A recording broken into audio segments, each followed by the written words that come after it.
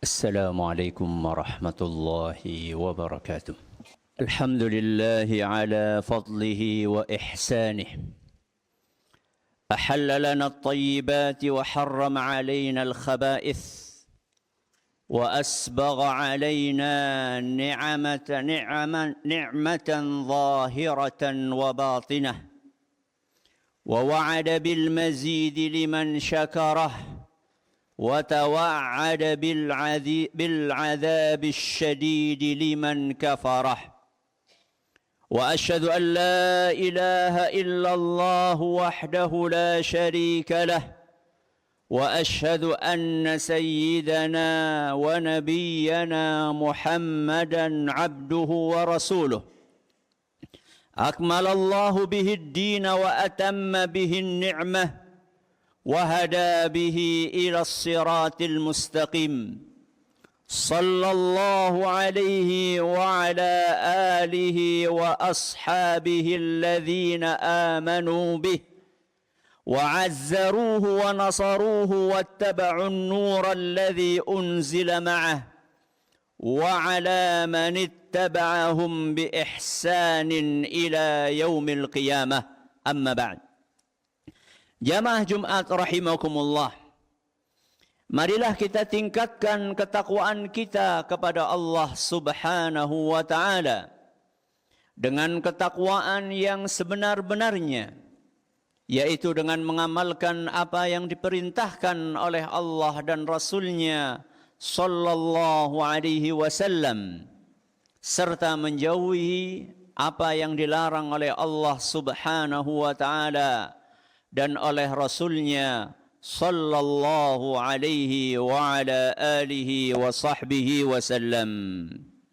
Jamaah Jumat yang semoga dimuliakan oleh Allah, kelancaran rizki dan keberkahannya tentu merupakan dambaan setiap insan.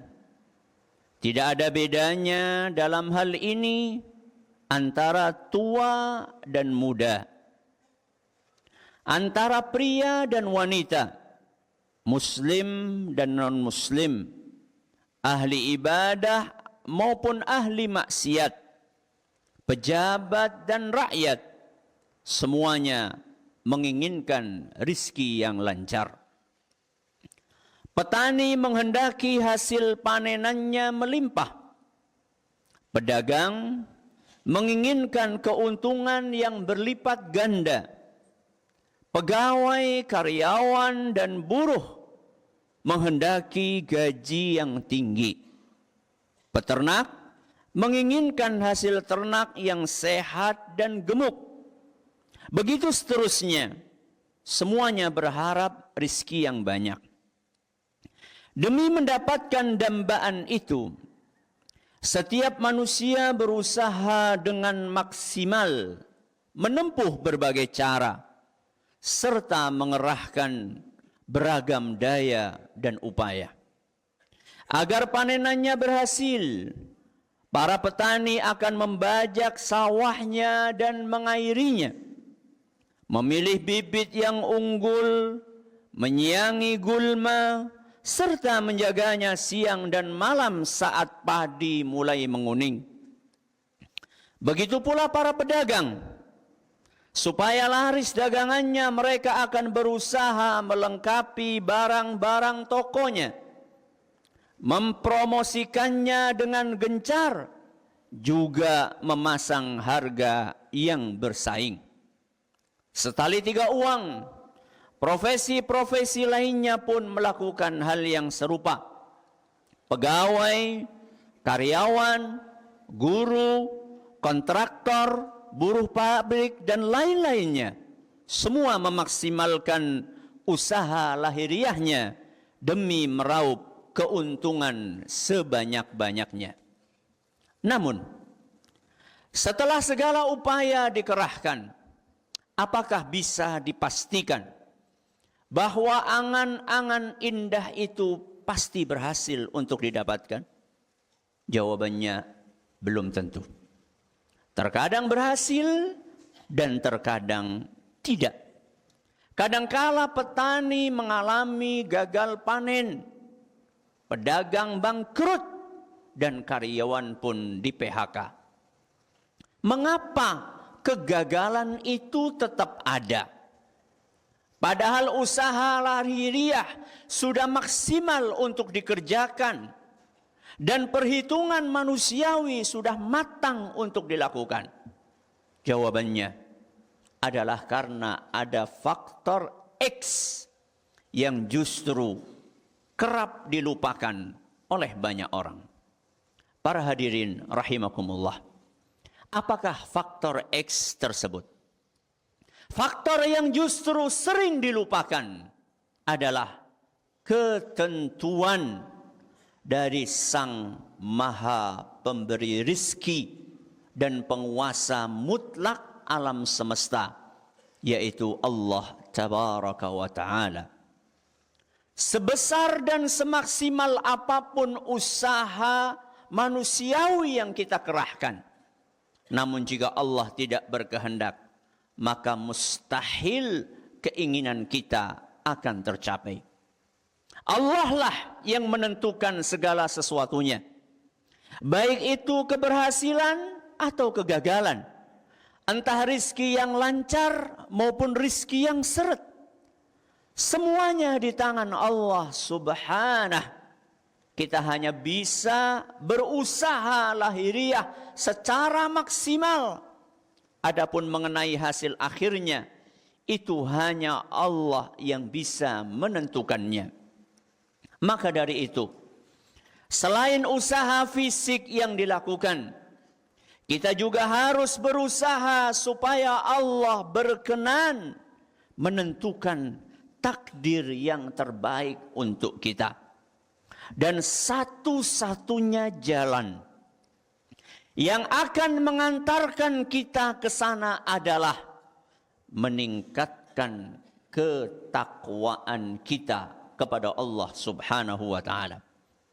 Semakin kita patuh kepadanya, maka curahan kasih sayangnya kepada kita pun akan semakin besar. Sebagaimana yang telah dijanjikan oleh Allah Subhanahu wa Ta'ala, وَمَنْ يَتَّقِ اللَّهَ يَجْعَلْ لَهُ مَخْرَجًا وَيَرْزُقْهُ مِنْ حَيْثُ لَا يَحْتَسِبُ. Barang siapa yang bertakwa kepada Allah, pasti Allah akan memberikan untuknya jalan keluar dan memberinya rizki dari arah yang tidak dia sangka-sangka. وَمَنْ يَتَوَكَّلْ عَلَى اللَّهِ فَهُوَ حَسْبُهُ. Dan barang siapa yang bertawakal kepada Allah, niscaya dia akan mencukupkan keperluannya. Al-Quran surat At-Talaq ayat 2-3. Dalam ayat barusan, Allah Subhanahu wa Ta'ala menyebutkan berbagai buah manis ketakwaan, seperti kelancaran rizki, juga terpenuhinya segala hajat. Itu baru keuntungan takwa yang bersifat duniawi. Kelak masih ada keuntungan lain yang jauh lebih besar, yakni meraih surga di akhirat kelak. Negeri keabadian yang dipenuhi kenikmatan tiada tara. Jamaah salat Jumat yang kami hormati, apabila ada yang bertanya, bagaimanakah cara kita bertakwa kepada Allah Subhanahu wa Ta'ala? Maka jawabannya adalah, secara garis besar, ketakwaan terbagi menjadi dua. Yang pertama adalah ketakwaan yang hubungannya dengan Allah Subhanahu wa Ta'ala. Dan yang kedua, ketakwaan yang hubungannya dengan sesama manusia. Adapun yang hubungannya dengan Allah Subhanahu wa Ta'ala, maka ketakwaan itu adalah kita menunaikan tauhid, salat 5 waktu, puasa Ramadan, zakat dan haji bagi yang mampu, serta ibadah-ibadah mulia yang lainnya. Manakala seorang hamba taat kepada Allah, dia menjalankan salat 5 waktu dengan benar, Dia juga berpuasa di bulan Ramadan dengan baik. Selain itu tidak lupa dia menunaikan zakat hartanya. Maka Allah akan membalasnya di dunia dengan curahan nikmat dan karunia-Nya serta pahala yang berlipat ganda kelak di surga.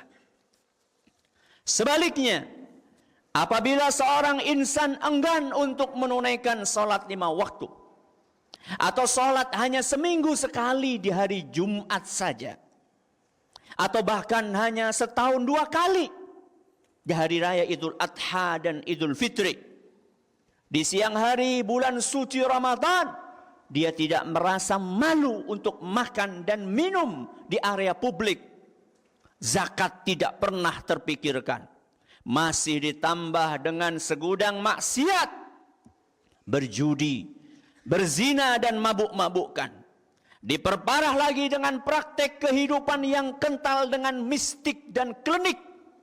Jika kondisi seorang hamba sudah mengenaskan seperti itu, maka bersiaplah untuk menghadapi rizki yang seret, urusan yang macet, serta suasana rumah tangga yang ruwet.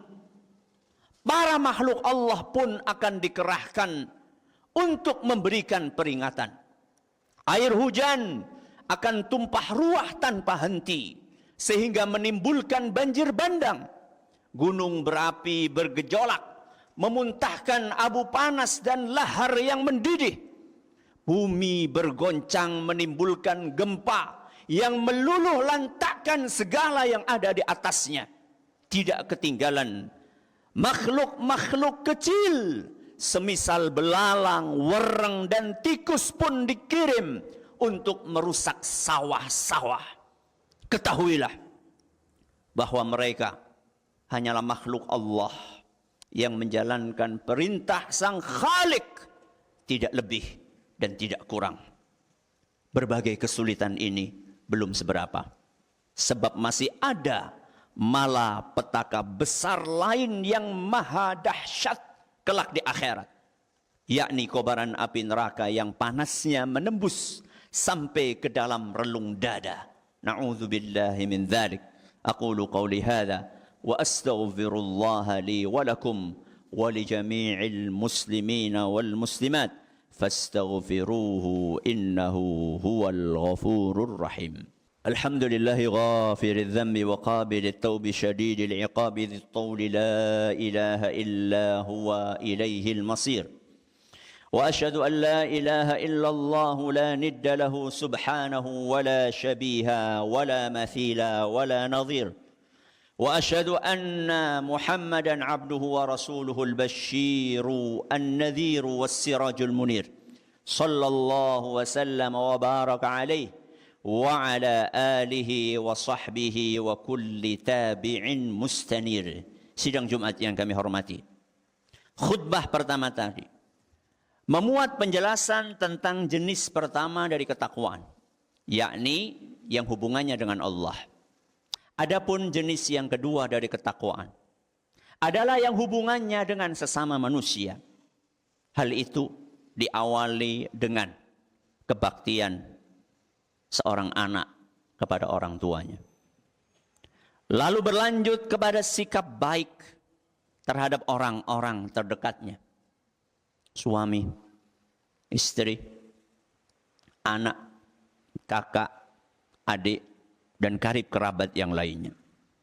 Juga berperilaku simpatik kepada tetangga, kepada teman kerja, serta seluruh kaum muslimin, bahkan semua umat manusia, sesuai dengan aturan yang digariskan oleh agama.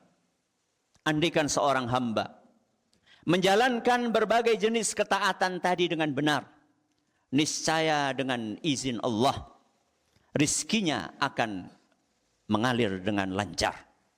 Rasulullah sallallahu alaihi wasallam bersabda, "Man ahabba an yubsata lahu fi rizqihi wa yunsa'a lahu fi atharih falyasil rahimah." Barang siapa yang menginginkan untuk diluaskan rizkinya serta dipanjangkan umurnya, hendaklah dia rajin bersilaturahim. Hadis riwayat Bukhari dan Muslim. Namun sebaliknya, apabila hal-hal itu diabaikan, niscaya bakal berdampak buruk kepada kelancaran rizki. Anak yang durhaka kepada orang tuanya. Suami yang menelantarkan istri dan anak-anaknya. Ibu yang mengabaikan pendidikan putra-putrinya. Orang yang gemar menyakiti tetangganya. Pebisnis atau siapapun yang gemar berhutang namun enggan untuk membayarnya atau terbiasa mengundur-ngundur pelunasan padahal dia mampu untuk bersegera melunasinya.